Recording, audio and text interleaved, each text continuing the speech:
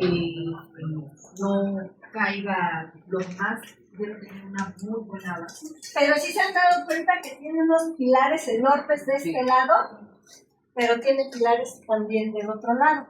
Y por lo regular, hermanos, no sé si alguna vez han visto esos puentes enormes que atraviesan el mar, nada más tienen cimientos firmes aquí y cimientos firmes acá, pero por la parte del medio, ¿qué hay? Solamente el puente se atraviesa, ¿no? Bueno, pues Hebreos, hermanos, es ese puente que está aquí, empieza en el Antiguo Testamento y viene a terminar en el Nuevo Testamento. Pero en medio hay algo muy importante que lo vamos a estar viendo a lo largo de todo el libro de Hebreos.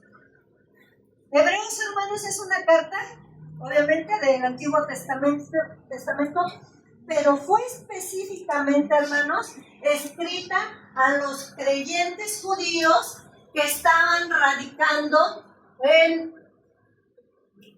¿Cómo se llama? ¡Ay, se me fue el nombre! Jerusalén. No, hermanos. Donde eran todos los filósofos y Grecia. Exacto, con los griegos, hermanos. Ellos estaban radicando ahí, llega el evangelio a ellos y ellos tienen el gran problema que ya les había comentado anteriormente, el problema de los judíos que se habían convertido, pero que los querían seguir judaizando, o sea que querían seguir con las costumbres que ellos venían arrastrando de lo que habían aprendido en la ley, entre comillas. Más adelante lo vamos a ver. El autor, hermanos, es un autor desconocido. Hasta el día de hoy no llegan a un consenso de si fue Apolos, de si fue... No puede ser. Eso ya vino. De si fue Pablo. Muchos llegan a creer que el escritor de esta carta fue Pablo, pero no se ponen completamente de acuerdo porque fue escrita en griego y fue traducida al hebreo. Entonces creen que pudo ser Lucas el que la transcribió y dicen que hay que difiere mucho el estilo en que fue escrito Hebreos a como Pablo escribía. Pero hermanos, yo les voy a invitar muy especialmente que ustedes lean el libro de Colosenses, que ustedes lean Primera, Segunda de Timoteo y ustedes se van a dar cuenta que el estilo es casi similar a como Pablo escribía. Incluso ustedes pueden leerlo y ustedes van a llegar posiblemente a concluir, no, sí fue Pablo el que escribió Hebreos, pero no todos concluyen en que haya sido él, hermanos. Este libro fue escrito probablemente entre el año 60 y 69 después de Cristo. Yo ya les había comentado un poco, les había dado contexto acerca de lo que el cristianismo estaba viviendo en esta época, que eran persecuciones, pero lo más grave, hermanos, y por lo que el escritor de este libro, Hebreos, escribió la carta era porque a él le preocupaba algo que era muy importante para él. ¿Y qué era eso, hermanos? Que él quería dejar a los judíos recién convertidos bien, pero bien afianzados en la sana doctrina. ¿Por qué? Porque estaban viniendo judíos que entre comillas estaban convirtiéndose y estaban acarreando todavía cosas que ellos habían aprendido o que les habían enseñado del Talmud, mas no de la ley, porque la ley que había sido dada por Dios a Moisés era algo que se les había dado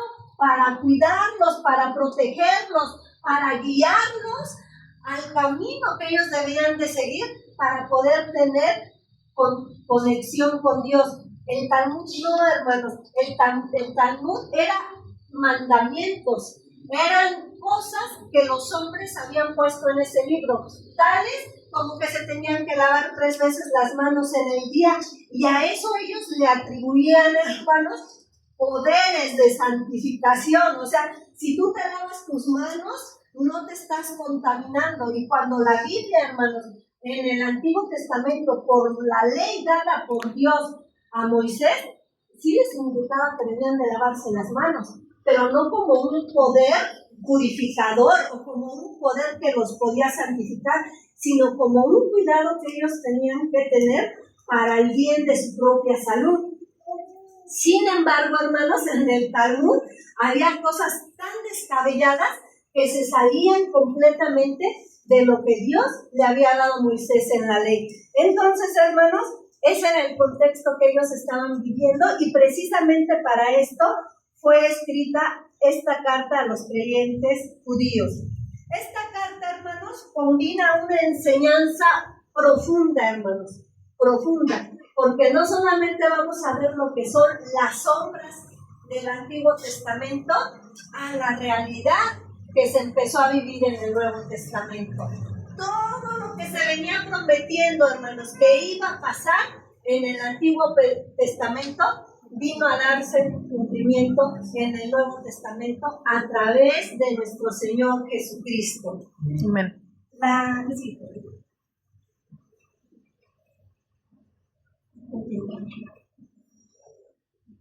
Okay. Bueno, aquí en esta epístola, hermanos, nos vamos a encontrar con un tema doble. El primero es exaltar a Jesucristo como la revelación exacta de Dios y mantener a Jesús en alto.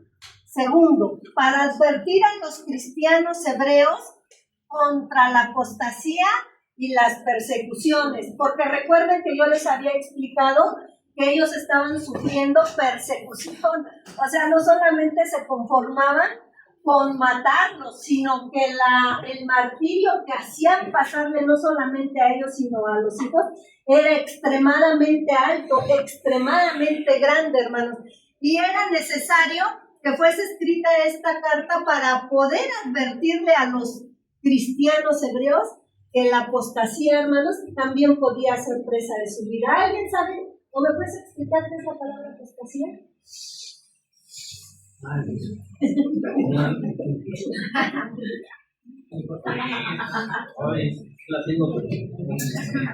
Que te ayude el hermano Martín.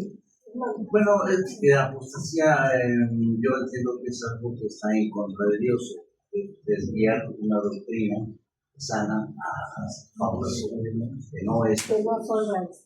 Hermano, recuerdo es cuando alguien cree o creía y después con sus actos, o sea, cambia total, transforma lo carnalmente a lo que es y reniega, obviamente, de la fe que le fue cimentada, se revela. Un ejemplo, hermanos. En el Antiguo Testamento se enseñaba que para que las personas pudieran no limpiar o borrar sus pecados, sino cubrir sus pecados, había que sacrificar a un cordero. En el Nuevo Testamento, Jesucristo da su vida hasta la última gota de su sangre para que nuestros pecados sean borrados. Bueno, una apostasía es cuando nosotros creemos y profesamos y predicamos que Jesucristo lavó nuestros pecados y los borró. La apostasía es, hermanos, cuando nosotros negamos que eso es real y que ahora yo digo, por mis buenas obras, yo soy salvo, no porque Jesucristo me hubiese cubierto, limpiado y perdonado con su sangre. No, eso es una apostasía.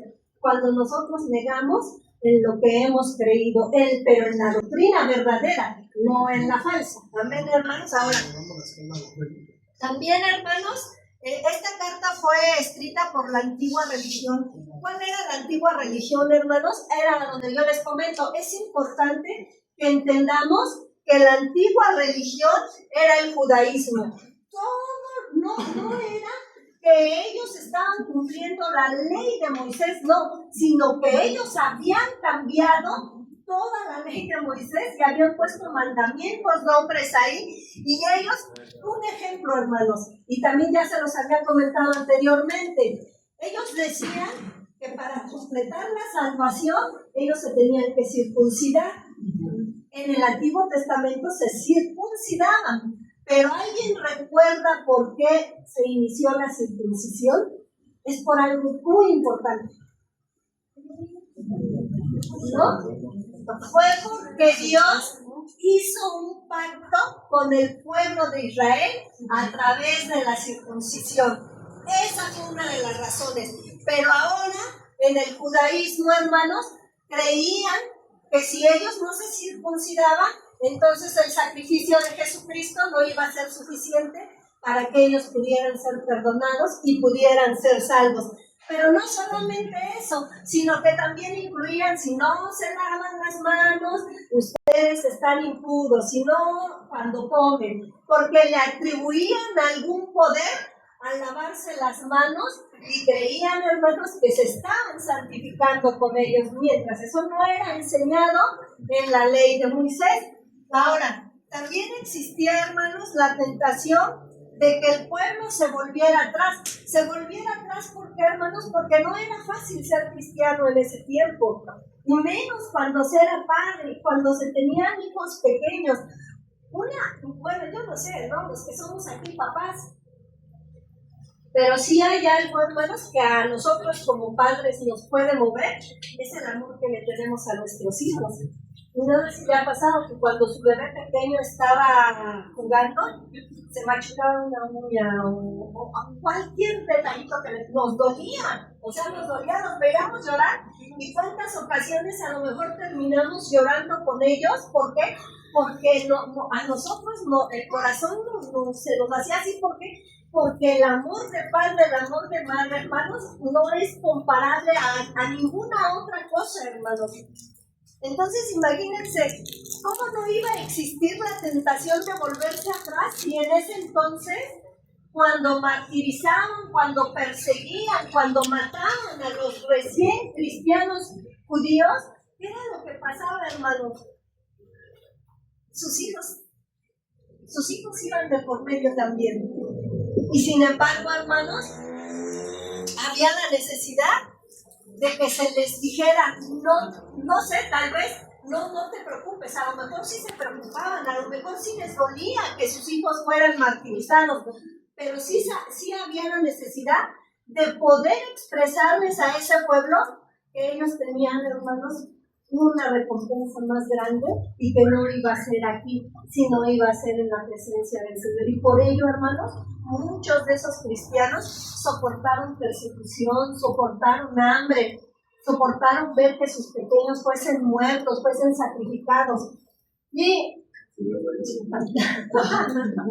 por eso, hermanos, la importancia de que en esta carta se les pudiera exhortar a que no tuvieran esa sensación y esa tentación de querer volverse para atrás. Siguiente. Ahora, hermanos, en esta carta también vamos a encontrar algo que es muy importante. Estos judaizantes también tenían creencias que ahorita las vamos a ver más adelante, no se las comento, pero Jesucristo, hermanos, es superior a todo. Siempre fue, siempre ha sido y siempre había sido superior a todo. Hay 5 palabras claves, hermano, en esta. Sí leyeron su libro, porque quiero comentarles que yo, hermanos, estoy utilizando todo lo que viene en el libro, así punto por punto. Hay unos que estoy dejando pasarnos porque el tiempo no nos daría para seguirlo. Pero, hermanos, son 5 palabras claves, pero yo nada más puse estas 3 para no extenderme tanto. Las palabras claves, hermanos, donde nos habla en esta parte de su manual, es el mejor. Jesucristo es el mejor, hermanos. No hay más. Él es la perfección eterna en todos los sentidos, como lo quieran ver, como humano, en su humanidad, en su divinidad. Él es superior a todo. Aquí en esta parte de nuestro manual nos enseña esta palabra, es muy persistente, que es el cielo, los cielos. ¿Qué significa, hermanos? Que es un hecho que las realidades de la fe cristiana no son de este mundo. Y eso era lo que el escritor de Hebreos les quería decir. justamente a esos judíos que se estaban convirtiendo. No importa lo que ustedes estén viviendo en ese momento, no importa si hay persecución, no importa si mueren, las realidades de lo que nosotros estamos creyendo no nos van a servir, no solo en este mundo, sino que nos van a servir para una eternidad. ¿Qué les estaba diciendo? Si mueres, no importa, porque tu realidad aquí en este mundo se va a terminar un día, pero cuando empieza va a ser eterna. Cuando empiece con el Señor, esa realidad va a ser eterna, hermanos. Por eso, que quede claro, el cielo, los cielos son un hecho, hermanos, de la realidad cristiana de nosotros. No sé cuántos están pasando pruebas ahorita mismo. Pruebas y tal vez muy grandes, hermanos, y tal vez muy fuertes, pero no se preocupen, hermanos, porque nuestra realidad en este mundo es momentánea, es pasajera, porque un día vamos a vivir una realidad que va a ser eterna, y es por eso que estamos aquí aprendiendo a que nosotros debemos de estar firmes, recibiendo la sana doctrina. ¿Para qué? Para que un día podamos alcanzar esa meta, hermanos. Partícipes también. Las realidades de la fe cristiana son asuntos de la experiencia actual.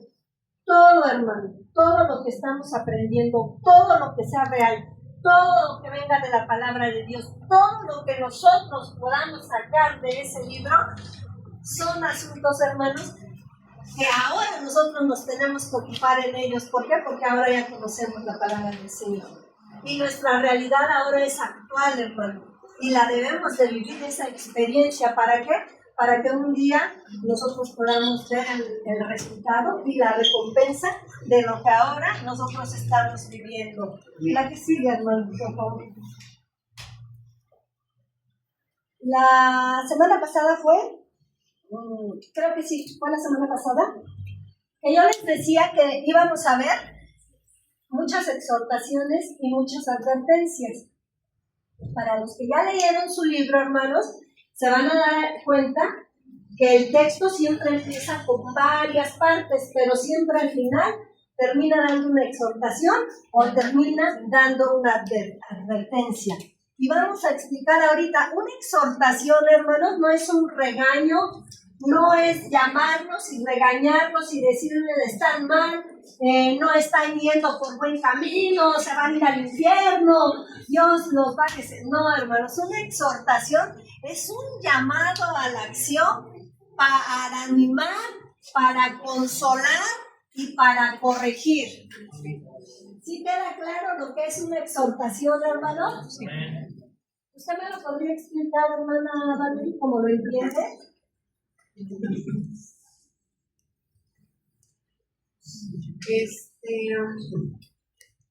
Pues justo como dices, es un llamado a la acción para animar, es justo para que, o sea, al escuchar la palabra sea algo que podamos aplicar en nuestra vida, ¿no? Que no es algo pasivo, hermanos, sino es algo que tenemos que accionar, hermanos. O sea, hermano, no estás amando a tu hermano, lo tienes que amar. ¿Qué tendría que hacer, hermano? No hacer, empezar a amar. Sí, no hacer pensar en mal ni de pensamiento, porque pensar hacerle mal a una persona. No quiere que le hagan, amén, hermano. Si hay alguien, o si yo te estoy diciendo, Shekina, no veas películas malas, ¿qué tendrías que hacer? Dejar de hacerlo, ¿verdad? Bueno, pues ese es un llamado a la acción, no a que nos quedemos pasivos. Si alguien el pastor nos está enseñando acerca del amor, amarás a tu prójimo como a ti mismo. Bueno, pues tenemos que accionar eso y amar a nuestro prójimo como a nosotros mismos, consolarlo. Esa sería la diferencia entre juzgar y exhortar, ¿no? Exacto. Porque el juzgar nada más señala tu error y se acabó. Pero la exhortación no es tal vez por la confianza y por el amor que le tengo te marco tu error, pero te ayudo a corregirla. Amén. Y que no caigas, sino animarte a levantarte para seguir el camino, ¿no? Amén. Entonces es acción, animar, consolar y corregir. Lo que el hermano nos decía. Corregir, hay veces, hermana, pensamos cuando nos dice, ¿no? Oye, estás mal, porque has dejado de ir a la iglesia, oye, estás haciendo cosas que no dice la palabra, según en lo que esté el otro hermano, ¿no? Si amamos a los hermanos tenemos que exhortarlos, consolarlos y corregirlos. Entonces, ¿qué pasa? ¿Qué pasa cuando los corregimos? Muchas veces pues, sí los toman a mal.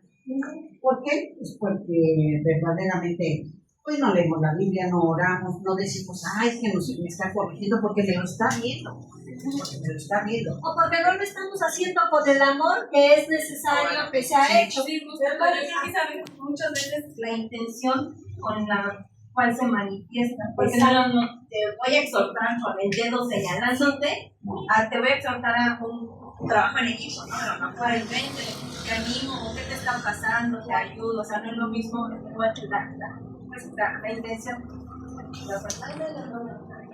El objetivo de exhortar es edificación. Amén. No es regañar, no es hacer sentir mal, y muchas veces la gente se escuda. No, es que soy bien sincero. Y como soy bien sincero, te lo tengo que decir así. Y una cosa es ser sincero y otra cosa es ser grosero y ser severo. Entonces, el objetivo de la exhortación es edificación para la iglesia, para los hermanos. Y dentro de esta exhortación tiene una guía con amor que el Señor nos ha invitado a hacer a los hermanos. Amén, hermano. Bueno, por lo que vivimos aquí en la iglesia, si para dar una exhortación debe de haber primeramente el Espíritu de Dios, para que con ellos podamos hablarle con amor. Amén. Porque si no lo hacemos como nos lo está enseñando la Biblia, Señor, vamos a hacer que la gente se sienta mal y ya no vuelvan. Y al contrario, y vamos a surtir un efecto contrario a lo que la palabra nos enseña como exhortación. Exactamente, la exhortación tiene que venir acompañada con la palabra del Señor. Así es. Pero con palabra de amor, con palabra de ánimo, ¿no? Dependientemente de la situación que esté viendo la persona. Porque si llegamos a querer exhortar, pero no llevamos la palabra con eso, por eso es donde pasa precisamente Sí, hermano. Pero a ver, ¿quién leyó la Biblia esta semana? Y entonces, yo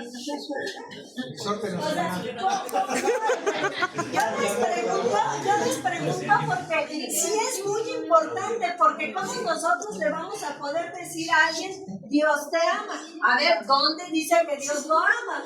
O sea, sí, Entre Génesis yo sé Dios me ama, pero a ver, dime dónde. ¿Se imaginan, hermano? Es bien importante, porque todo lo que nosotros hacemos tiene que ser basado en lo que la palabra del Señor nos está enseñando, si no, no tiene sentido. Vamos, ya nada más, Chava, y seguimos, porque si no el tiempo nos gana. No, es un ejemplo, me acuerdo cuando era niño, más chavito, el pastor una vez no que me regañó, pero me exhortó, que yo solía decirle la iglesia como le digo en la casa, porque es mi tío. Mi tío. Y un día así me exhortó porque me dijo, es que aquí es la casa de Dios y tienes que tener cierto respeto, pero no lo sentí como un regaño, sino hasta yo me apené porque dije, sí es cierto, ¿cómo le estoy diciendo aquí en la casa de Dios así, no? Pero, o sea, como tú dices, con amor, con enseñanza, sin que te ofendan, ¿no? Claro. A mí me pasó igual, hermanos, porque pues yo al pastor, pues es mi cuñado, hermanos, y siempre llevamos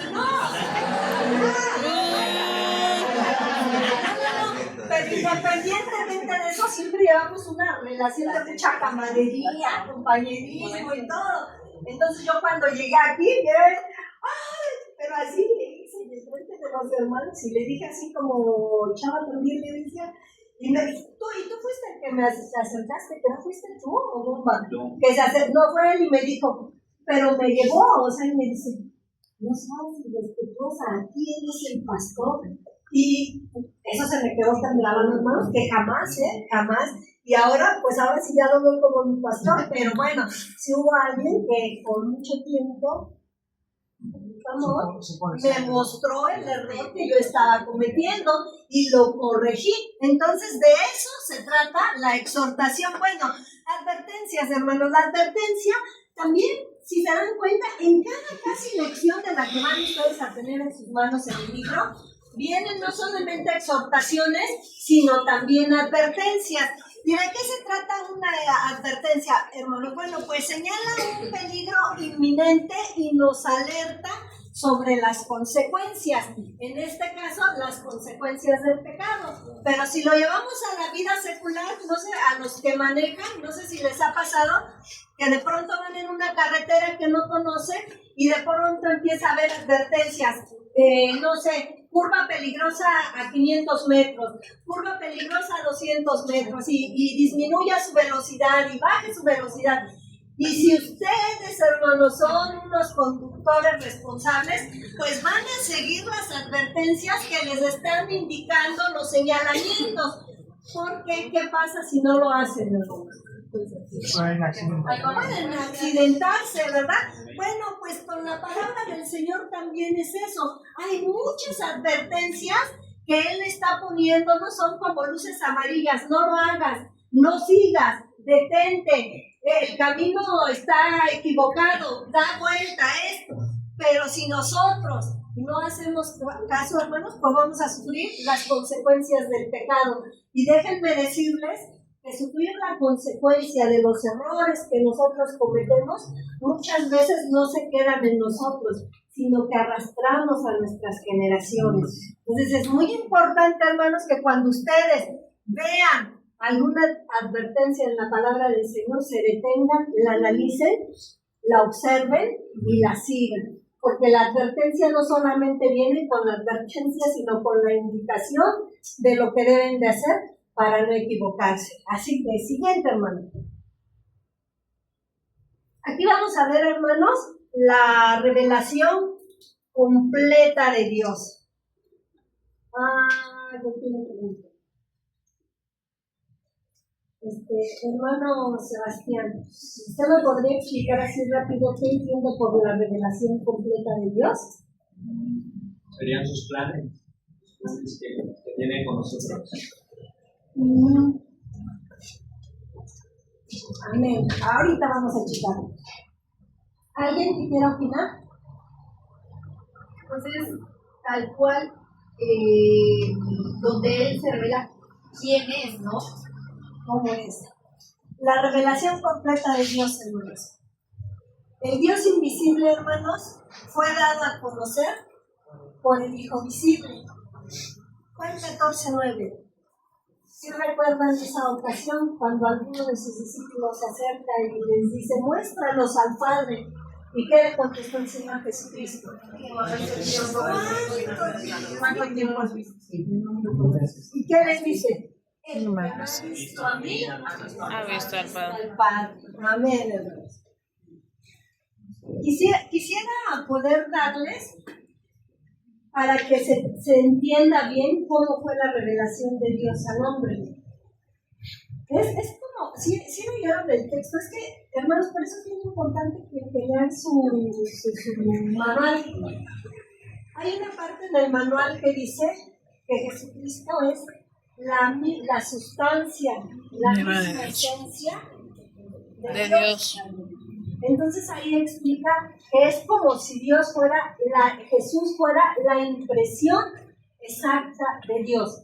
Se los voy a explicar, hermanos. ¿Ustedes sí saben qué es la diferencia de una copia y la diferencia de una impresión? ¿Sí? ¿Me la explicas, Jimena? Una impresión es directamente, la copia no sale absolutamente igual que una impresión, porque la impresión es la imagen, digamos que 100% la copia está degradada, no se ve por completo. Exactamente, hermanos, porque cuando ustedes van a sacar una copia a la papelería, llevan el documento en físico y dicen, sácame esta copia, pero no sale exactamente igual. Cuando ustedes sacan una impresión, digamos que es el documento original, ¿no, hermana? Hagan de cuenta, hermanos, que ustedes van a la papelería y ya sacan su copia. No sale exactamente igual, pero si ustedes sacan una impresión como va directa del archivo, sale exactamente igual como viene del archivo. Pero ahora yo les pregunto, ¿qué necesitan para tener una impresión? El documento. Pero si algo más, se necesita algo más. Se necesita algo más. Hermanos, si ustedes no tienen una hoja, pueden tener el documento, el archivo, pueden tener la impresora puede tener la tinta. Pero si no tienen el documento, no va a haber dónde se imprima la imagen. Bueno, Dios es la impresión exacta en Jesucristo. ¿Pero qué tenía que haber? Dios, ¿pero qué tenía que haber? Así como para la impresión se necesita una hoja, para que la impresión de Dios fuera manifestada aquí en la tierra, se necesitaba nuestro Señor Jesús. Se necesitaba Jesús. Se necesitaba el cuerpo para que la impresión de Dios fuera manifestada en él. ¿Ay, de quién es? Bien, hermanos. Ahora vamos a definir, hermanos, la deidad del Señor Jesucristo. Porque muchos dicen que Jesucristo no era, que Jesús no era Dios. No, creían que era humano, pero no le atribuían que fuera Dios. Ahora, la deidad del Señor Jesucristo, ¿de qué nos habla? De que Él fue completamente humano, pero también completamente Dios. Y ahorita vamos a ver, hermanos, cómo esto nos manifiesta la palabra de Dios. Fue completamente Dios. ¿Por qué, hermanos? Porque era llamado Hijo de Dios. Ahí están las citas bíblicas.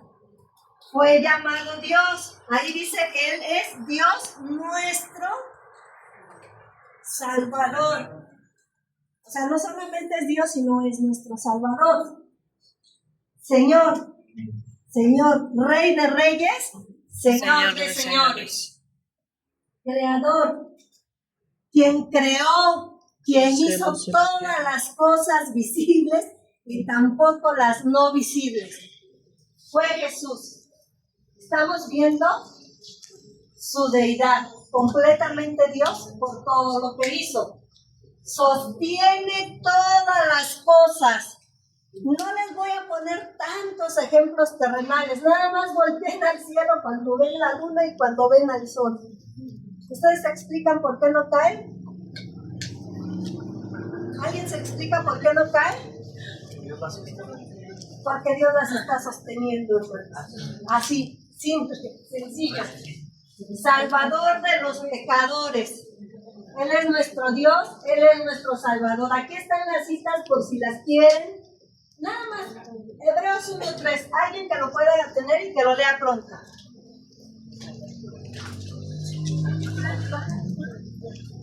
Él es heredero de todas las cosas, hermanos. Adelante, Shequi.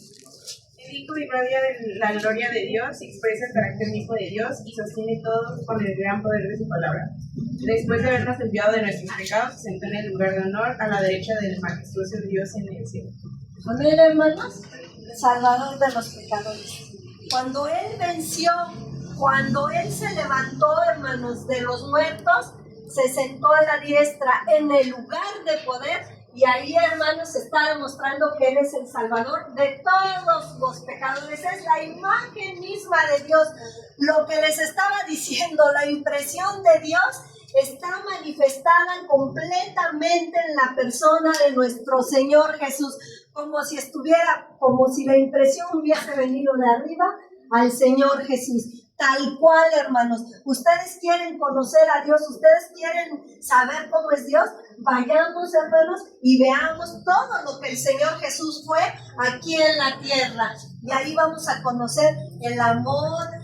Hay cosas tan incomprensibles en Dios, hermanos, que yo les pregunto, ¿ustedes pueden comprender su amor?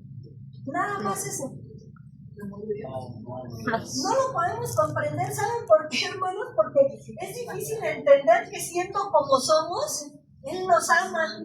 Y volviendo a ser otra vez, lo conocemos, nos cambia y otra vez volvemos a hacer lo que a Él no le agrada Y sin embargo, Él Perdona. nos acercamos, pedimos perdón y Él nos vuelve otra vez a perdonar y amar. ¿Cómo comprenden ustedes eso? ¿No les ha pasado que cuando ven ustedes que un hijo comete errores y más errores y más errores, uno dice, pero ¿cómo es posible que la mamá lo siga amando?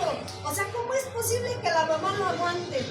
¿Cómo es posible que Dios nos ame? ¿Cómo es posible que Dios nos aguanta tanto, hermanos? ¿Sabes algo que no?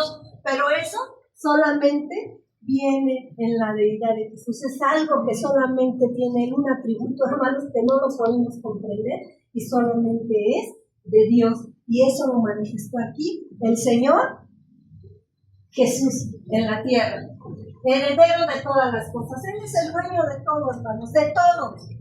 No hay nada. Él es el heredero, que no sea heredero él, hermanos. Sentado en el lugar de poder. Solo Dios, hermanos. Amén. Solo Jesús, cuando se levantó de los muertos, se sentó a la diestra en el lugar de poder. Entonces, hermanos, ahora, ¿cómo demostramos? Si ya les dije, Jesús es completamente Dios, ¿cómo demostramos que fue completamente hombre?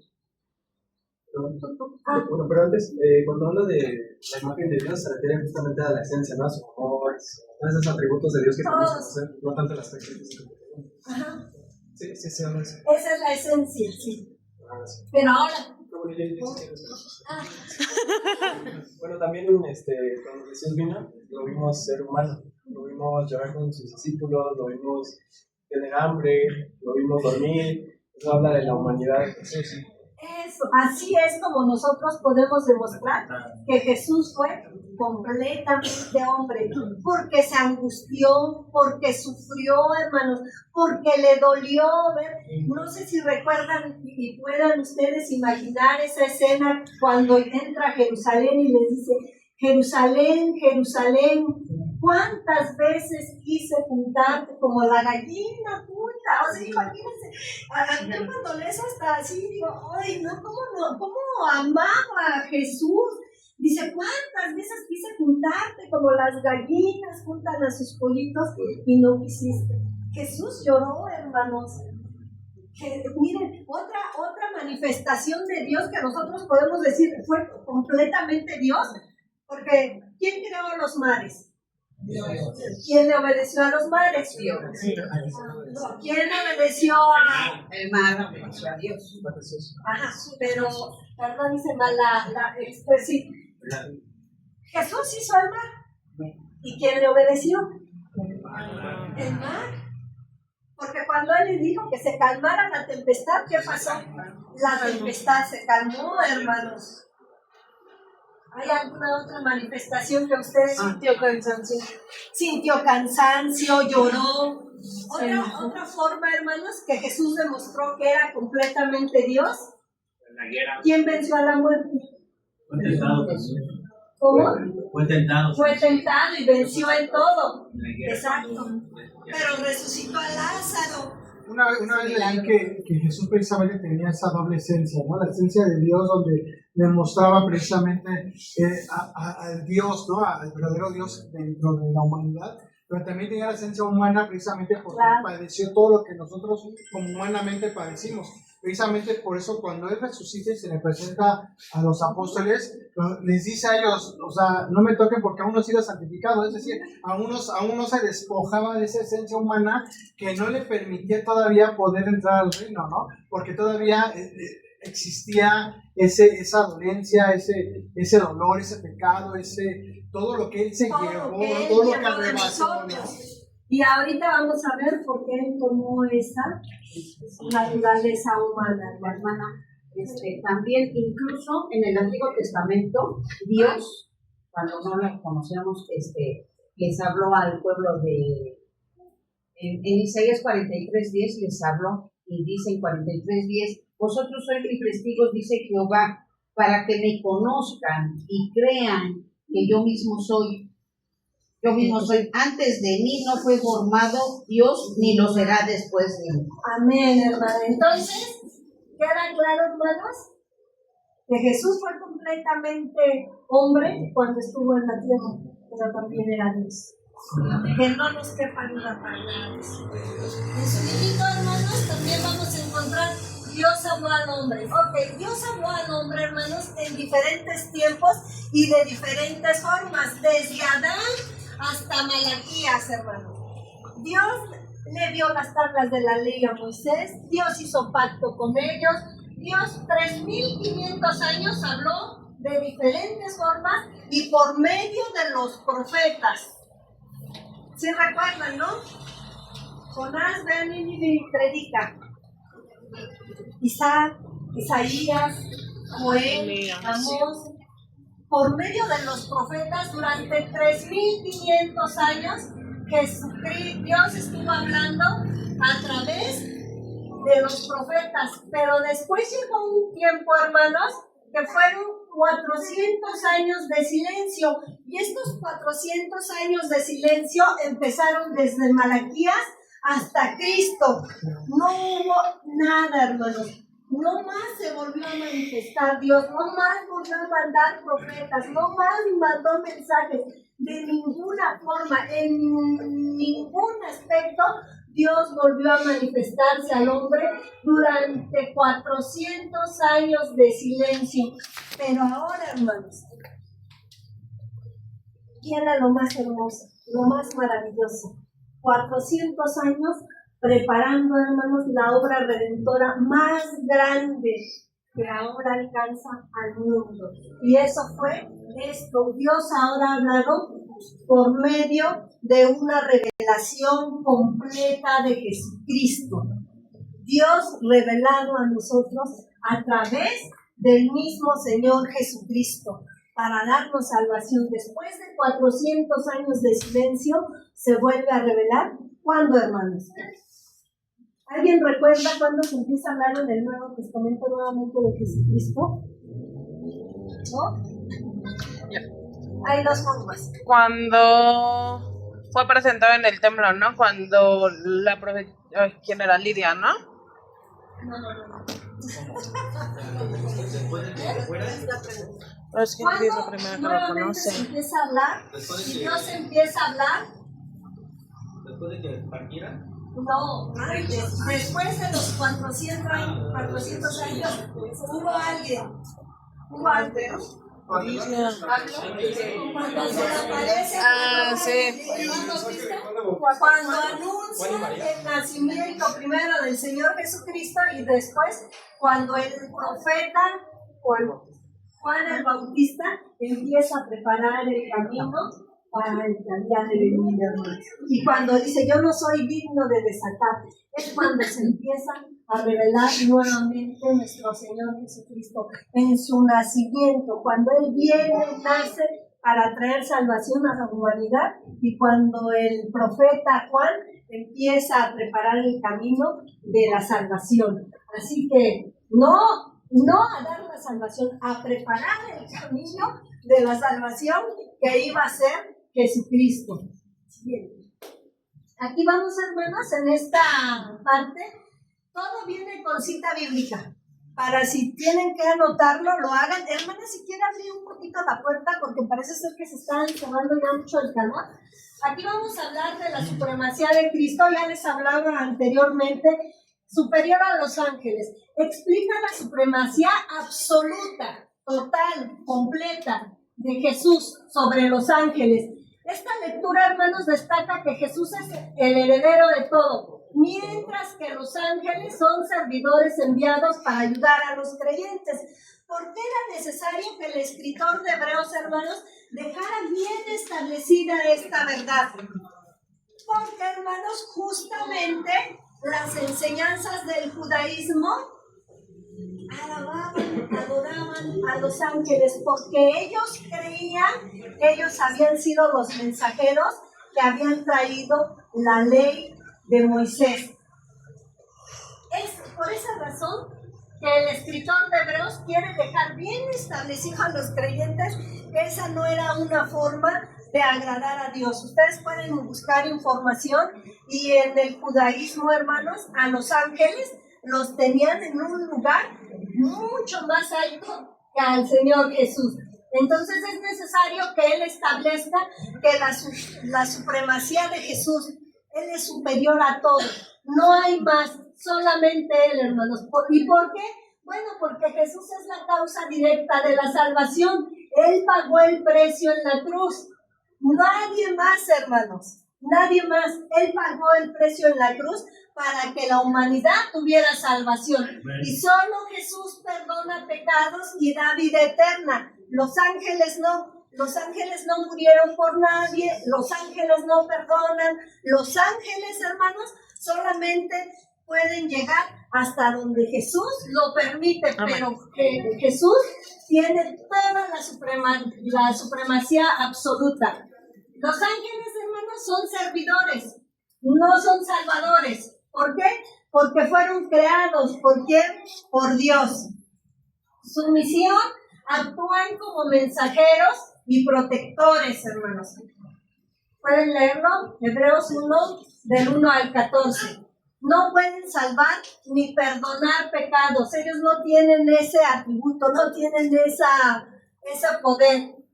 Hebreos 1:14 los define como espíritus ministradores. ¿Saben lo que es un ministro? ¿Un líder? Un servidor. Son servidores, hermanos. Espíritus ministradores enviados para el servicio de los creyentes. Ahí está.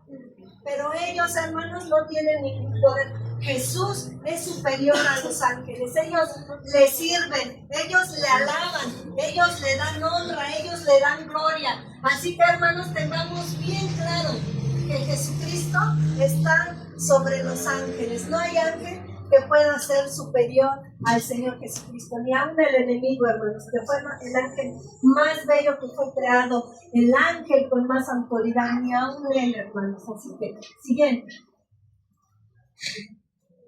Seguimos con advertencias. Les dije que en cada capítulo, en cada lección de su libro, íbamos a encontrar exhortaciones, íbamos a encontrar advertencias. ¿Alguien va siguiendo el librito? ¿En qué lección estamos? Quiero pensar que en la 4, ¿no? En la 4, ok. Aquí, hermanos, en Hebreos se nos da una advertencia muy clara, que es advertencia contra la negligencia. ¿Sí saben qué es negligencia, hermanos? ¿Alguien me puede dar la definición de negligencia? Alguien que puede ser ordenado, mandado, pero que es vanamente, lo voy a hacer, pero cuando yo quiera o no. ¿Qué es descuidado? ¿De acuerdo? Ok, bueno. La advertencia contra la negligencia, hermanos, es cuando podemos hacer algo y sabemos, no solamente lo podemos, sino que sabemos que tenemos que hacer algo, pero no lo hacemos, hermanos. Y aquí el escritor de Hebreos, hermanos, daba una advertencia contra la negligencia. Acuérdense lo que es una advertencia, no es una exhortación, es una advertencia. Y esa advertencia incluía descuidar una salvación tan grande. ¿Por qué daría esta advertencia de cuidar una salvación tan grande, Joana?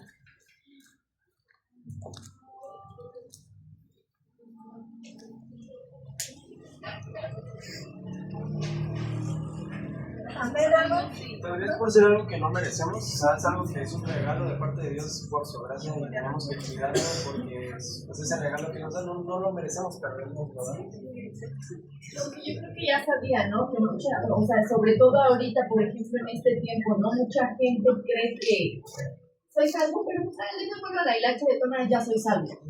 No. Sí, pero sí, ¿verdad? Pero aquí la cosa es que, pues ojalá y fuera así, ¿verdad? Pero no.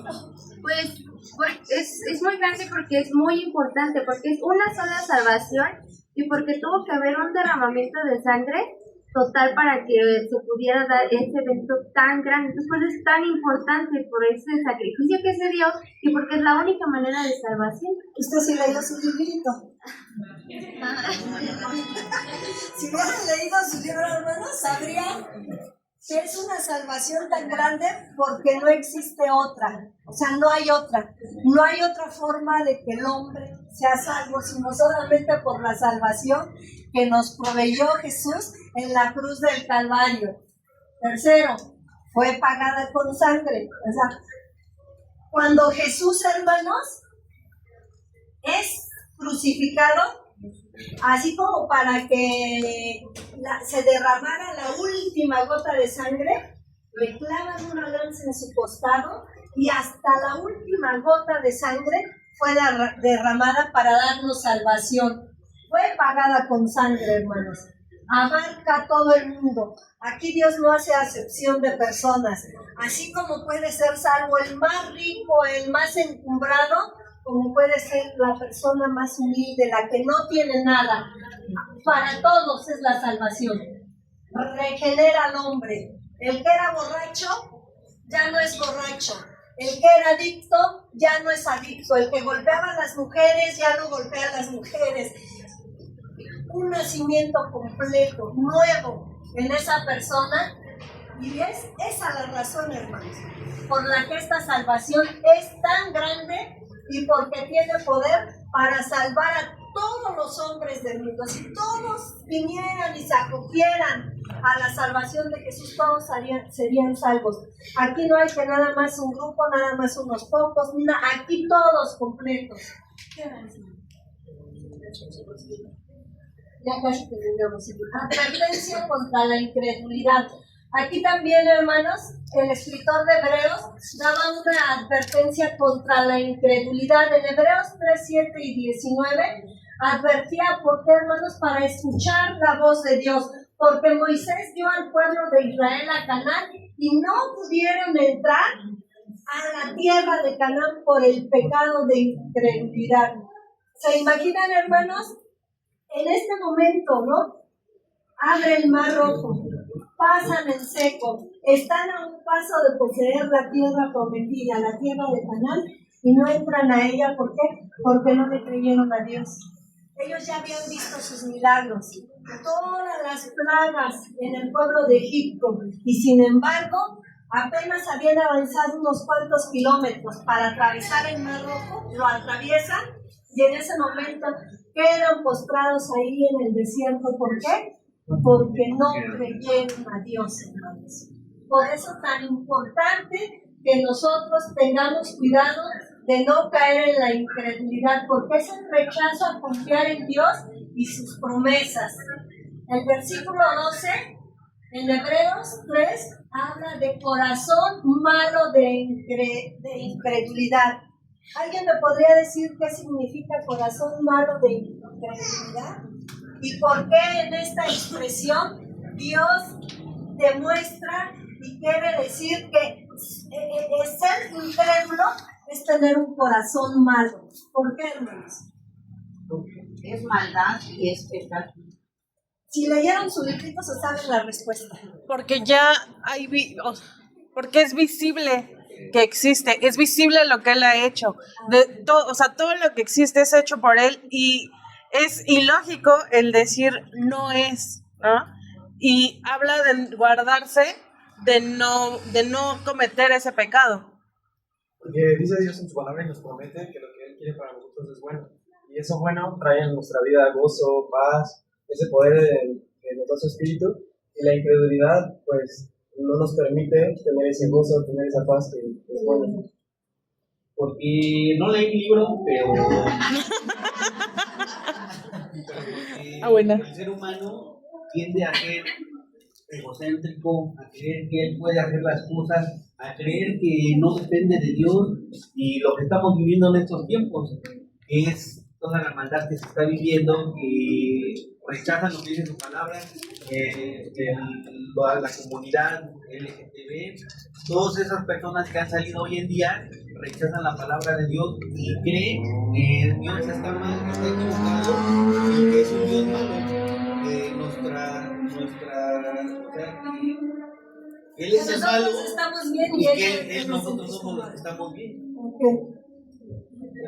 Es que, bueno, cuando habla del amor de Dios, siempre habla del amor en el corazón, ¿no? Entonces, cuando dice corazón malo de incredulidad es porque decimos amarlo con el corazón, pero realmente la incredulidad o las dudas que a veces caen en nuestra vida es la que nos hace, pues, que no sea realmente un amor sincero, ¿no? La hermana ya tiene la respuesta, porque ella sí leyó su libro. La hermana. Es bien, justo, bueno, siento que mostrar un corazón incrédulo finalmente, entonces decirle o rechazar a Dios, ¿no? Entonces es decirle que no a Él. Y ya nada más. Ya la hermana encontró la respuesta. Pero justo es como se llamara Dios mentiroso, o sea, no crees equivalente a todo eso y justo decir todo lo que se dice de Dios son mentiras. Que es mentiroso. Lo que decía Alex, ¿no? O sea, Dios está mal y yo estoy bien. No, hermano. Corazón malo de incredulidad, hermanos, y todo lo que conlleva la incredulidad es equivalente a llamar a Dios mentiroso. Y no hay nada más verdad que nuestro Señor, hermanos. Nunca vamos a encontrar la humanidad de Cristo. Para dar por terminado la humanidad de Cristo, se hizo a sí mismo hijo de hombre. Aquí es donde viene la respuesta que les decía hace un rato. Para que el hombre pudiese ser hijo de Dios, tomó nuestra naturaleza pecaminosa, hermanos, para que nosotros podamos tener su naturaleza. Porque si no, no tendríamos forma de poder entrar al cielo. No habría forma, no habría manera, hermanos. La única forma que hubo fue que Cristo se hiciera hombre para que pudiera darnos a nosotros su naturaleza divina. Vivió como hombre, como tal murió, vivió nuestras debilidades. Por eso, hermanos, nosotros no podemos llegar a decirle al Señor, es que tú no sabes, Señor, me duele, es difícil, no puedo perdonar, me han hecho mucho daño. ¿Por qué, hermanos? Nosotros no podemos llegar con esa excusa porque todo lo que nosotros vivimos en esta tierra, Él lo vivió. O sea, le hicieron daño, perdonó. No lo amaron, lo odiaron, Él amó. Lo rechazaron, Él los acogió. Todo, hermanos, todo lo que nosotros sufrimos, vivimos, Jesús lo vivió antes que nosotros. ¿Por qué? Porque lo hizo para que nosotros también podamos vivir como Él vivió y podamos tener su naturaleza y un día poder estar con Él. Experimentó tentación, fatiga, soledad, repudio, hambre, sed, tristeza y también lloró.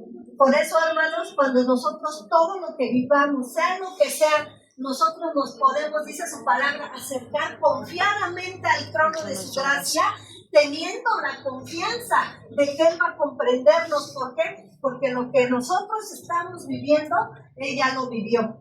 Nosotros no podemos acercarnos a Él y llegar con algo y que Él diga, no, pues es que no te entiendo, o sea, quisiera ponerme en tus zapatos, pero no, hermanos, ¿por qué? Porque ya lo vivió. Y por eso, hermanos, no hay cosa más hermosa que tener un rey, un salvador que vivió y sufrió todo lo que nosotros. Amén. Sirviente. Ay, no, me faltó una. Jesús, falta de oración. Hermanos, vamos a... Es que esa advertencia de verdad sí es bien importante que la entendamos. Esta advertencia, hermanos, se basa en la falta de lectura bíblica, en la oración y también en el ocio. Hermanos, es una advertencia de la palabra de Dios. Lean su Biblia, hermanos. No importa si leen un capítulo, 10 versículos. Si de repente ustedes empiezan a leer su Biblia y encuentran que un capítulo tiene 100 versículos, 30, lean la mitad, hermanos. Es importante, porque ¿cómo van a conocer ustedes las verdades del Evangelio si no las conocen? No hay manera, hermanos. Y nosotros, como hijos de Dios, no siempre vamos a estar basándonos en las experiencias de lo que otros nos cuentan, de lo que otros nos transmiten. Es bueno, yo no digo que sea malo, pero si nosotros, hermanos, por él queremos conocer a Dios, pues tenemos que conocerlo. ¿Y cómo lo vamos a conocer? a través de su palabra, a través de aprender cómo fue Él, cómo vivió Él. ¿Para qué, hermanos? Para que podamos conocerlo y aprender lo que Él puede hacer por nosotros, lo que Él tiene por nosotros, no, lo que Él tiene para nosotros, no vivir, hermanos, de las experiencias, de lo que los demás nos cuentan, vivir desde nuestra propia experiencia lo que el Señor nos habla a través de su palabra. Hermanos, con 5 minutos o menos, tal vez si quieren que le dediquemos a la lectura de la palabra de Dios, va a traer bendición a nuestra vida. La oración, un cristiano que no ora, hermanos, no es cristiano, hermanos. Así que es primordial. Y el ocio, hermanos, el ocio también es una advertencia muy importante. El ocio, ¿qué es el ocio? Bueno, hermanos, tan simplemente cuando no tenemos que hacer nada y nos ponemos a ver una serie como de 30 capítulos y nos la terminamos en una semana y tenemos tiempo para eso, pero no tenemos tiempo para leer la Biblia, no tenemos tiempo para orar. ¿Qué le parece si antes de que vea su serie se pone a orar, se pone a ver la Biblia y se le van a quitar las ganas? ¿Qué hago con la sangre? Se van a quedar Se me enguarilla. Por eso, hermanos, advertencia contra el ocio. Que nadie me diga que no le dio tiempo de leer la Biblia, que no le dio tiempo de orar. Porque no, hermanos, solo son pretextos. Así que, pero tengan en cuenta que es una advertencia de la palabra de Dios. Aquí están las citas para que no digan que no tiene base lo que nos están enseñando a través del manual. Siguiente, Jorge. Nos quedamos aquí, Jesús superior a Moisés, lo vemos la otra semana, el siguiente. Y vamos a ver, hermanos, esto es una bendición de clase el poder saber esta información. Así que creo que había otras, y a las advertencias sobre sería todo, regresa a donde estábamos. Nos quedamos aquí, no se les olvide, hermanos, y pueden salir a trabajar su